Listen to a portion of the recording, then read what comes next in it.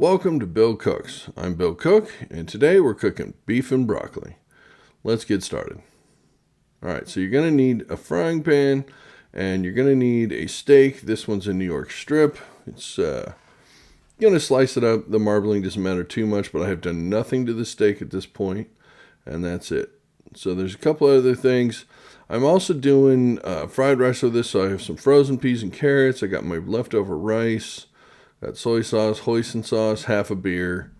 Lots of broccoli already trimmed up. I got some white onion, broccoli stalks, a couple pads of butter, some eggs. You'll see that. More soy sauce.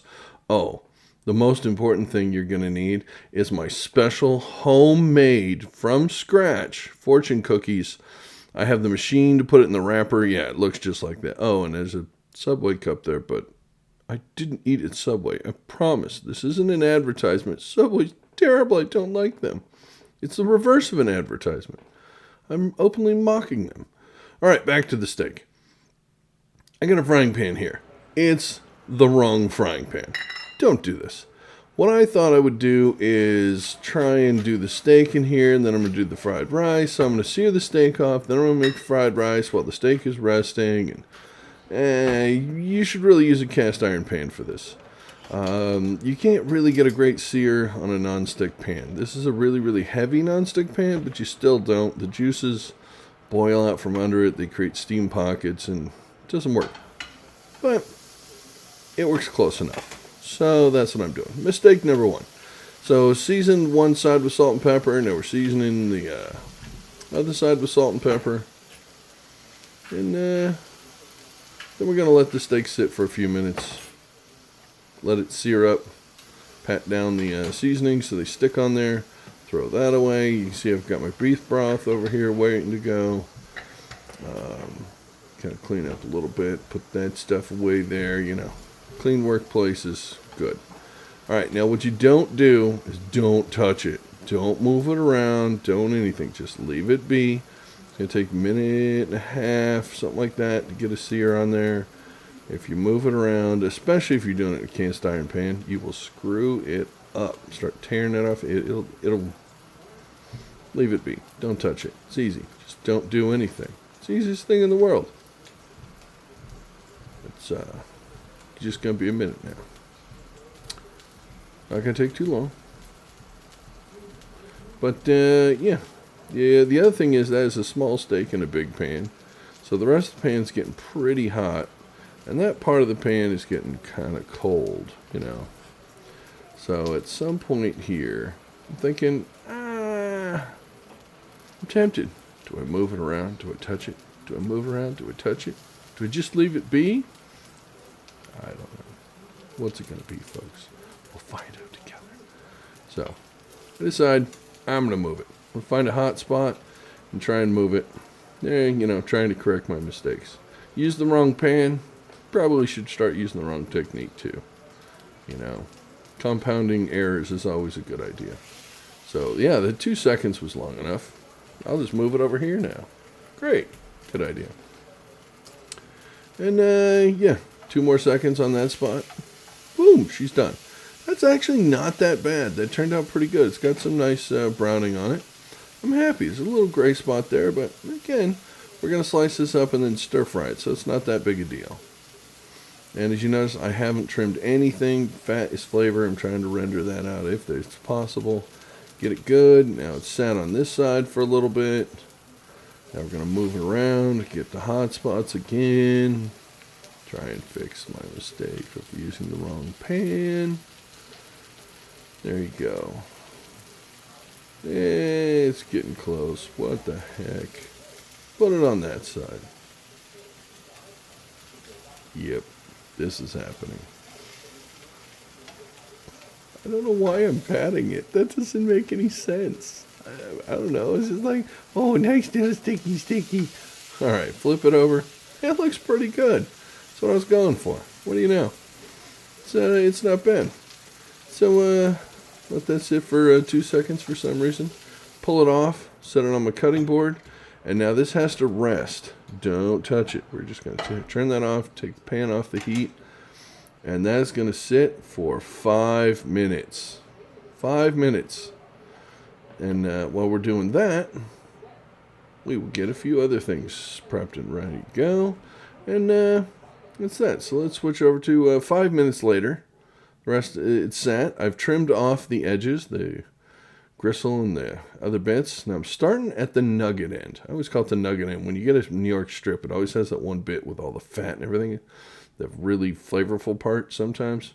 Yeah, so start at the nugget end. And I'm slicing it. I got the knife tilted back, 15 degrees, something like that. Slicing off about 1/8 inch thick. You can see this is extremely rare still, but it's got the nice little sear on the outside for a little bit of flavor. Jumped ahead. You don't need to see me do the whole thing. Now let's go get that in the pan. All right, so I have my Circulon wok. I've had this thing like 25 years. It's fantastic. Put a little extra virgin olive oil, a little sesame seed oil, and you can see the smoke start coming up. That is one smoking hot pan. That thing is on kill. So let's get our meat in there. Grab a wooden spoon, get the meat in there, and start the splatterfest. Now, it's called stir fry. The reason for that is you stir it around while it fries. It's kind of self-explanatory. These people name things like I name things. It's fantastic. So just stir it around, break it up, make sure the meat's not laying on top of everything else. It's, direct contact with the pan is the only way it's going to cook. You're trying to get a little bit of browning to get the nice flavor and all that stuff. But as of this point, we don't really have too much stuff on it. It's salt, pepper, sesame oil, and little olive oil. That's the only thing we got going here. Just keep flipping stuff around.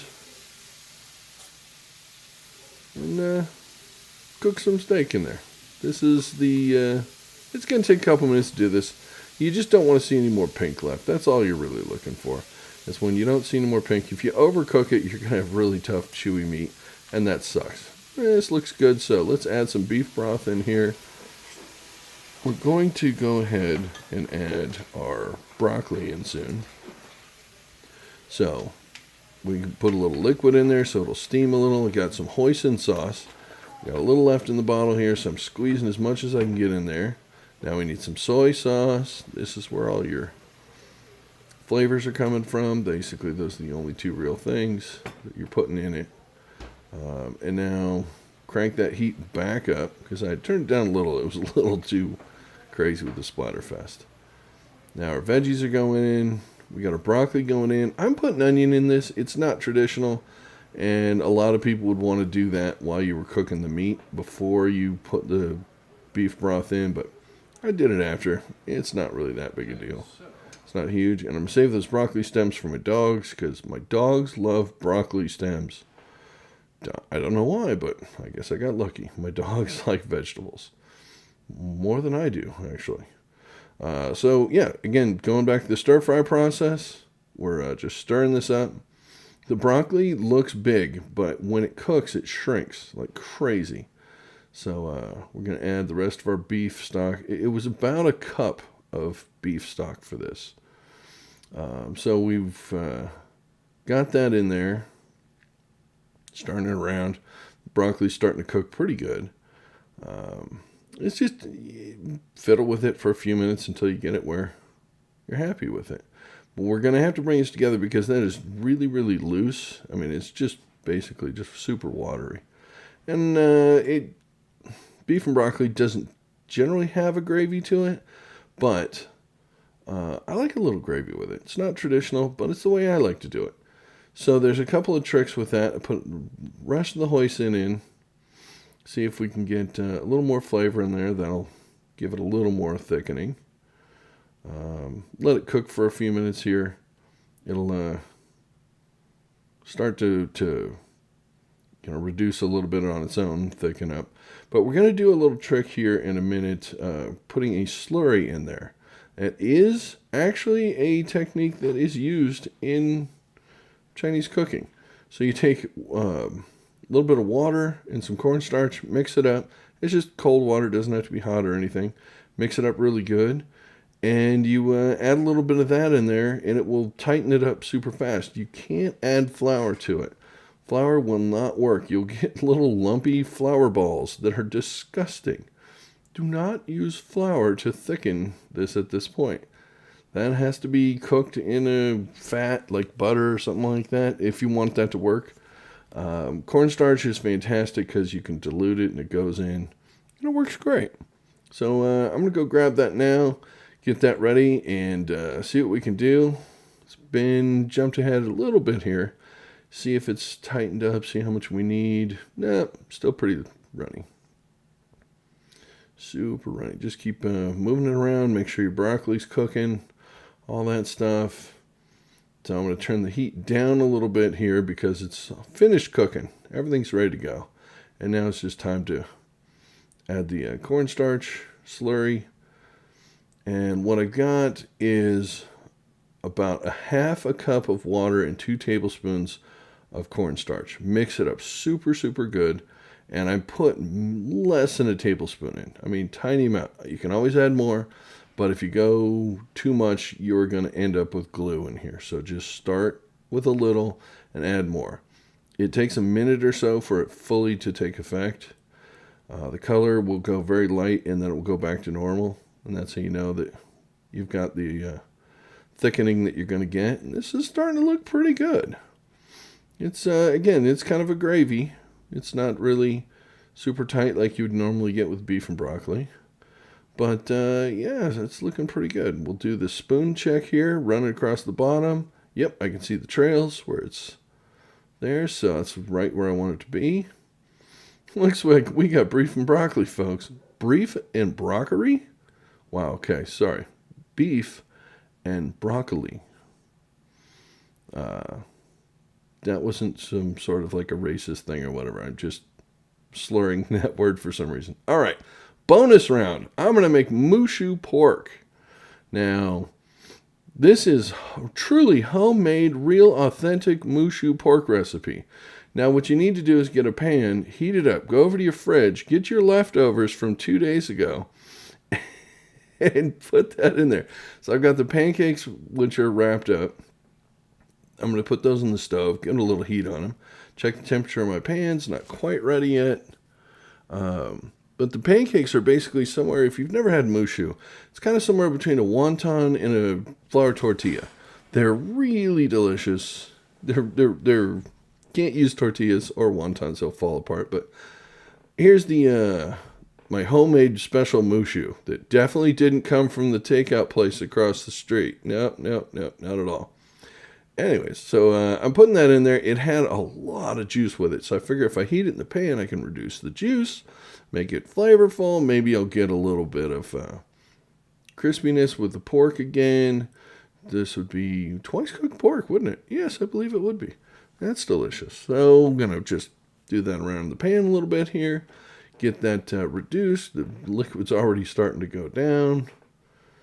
And so now this is quite a feast. I've got the fried rice over there. If you haven't seen that video, go back and check it out. It's pretty good. It's 5-minute fried rice. It is super fast, super delicious, super easy. We got beef and broccoli. We got Moo Shu. This is just a feast, man. Again, if you haven't had Moo Shu, you'll see how it wraps up. It's kind of like a burrito. It's kind of interesting. But yeah, there we go. It's done. It's hot. It's ready to go. And now it is just time to plate all of this stuff up. All right, here we go. All right, so there's our fried rice. There's our beef and broccoli. And there's our Moo Shu pork. It tastes better than it looks, trust me. And my dog Rufus has been smelling the broccoli. He loves broccoli, and he's trying to figure out why he hasn't gotten a treat yet. He's getting a little pissed off. But he's in the kitchen, which he's not allowed to be. And so the girl dog hears he's in the kitchen. She's got to come see too. That was Reba. So here's everything all plated up. You can see the Moo Shu and its pancake, the fried rice, everything. It looks delicious. I can't wait to eat it. Thanks so much for joining us for this episode of Bill Cooks, as we did beef and broccoli and a bonus round of Moo Shu. Sort of. Anyways, thanks for joining. Hope you make this at home and can't wait to see you on the next one. Thanks. Bye.